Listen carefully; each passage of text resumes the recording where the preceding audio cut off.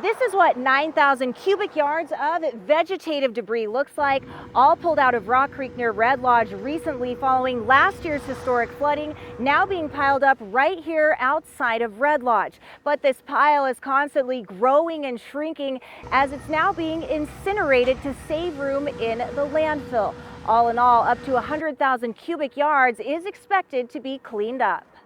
I'd gone to Billings for a dental appointment in the morning, and when I came back, we didn't have any trees. 1 year later, those folks who lost their waterfront trees or worse are still in the thick of it, rebuilding and reinforcing riverbanks right in the middle of spring runoff. Right now we have hired someone to make a sloped bank that protects our property. The official Army Corps of Engineers permit says Brookflynn's property lost more than 200 cubic yards, about 10 horizontal feet of her lawn gone, as Rock Creek undercut the bank. We actually had a small building that got jammed out in the middle of the creek and funneled the whole current into our bank.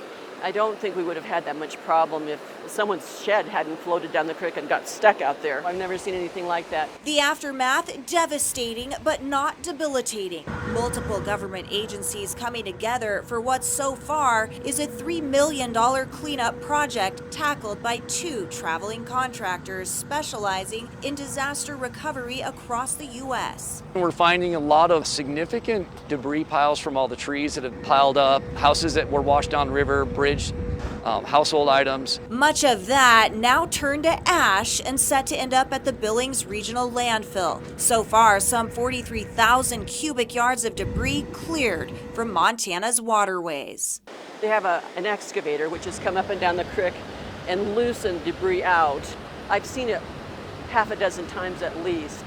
The massive Montana cleanup project is expected to be finished by fall.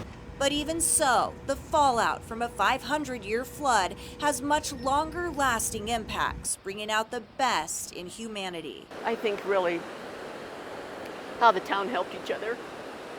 Let's do it. Churches and just volunteers and restaurants and people helping people. In Red Lodge, Diane Parker, MTN News.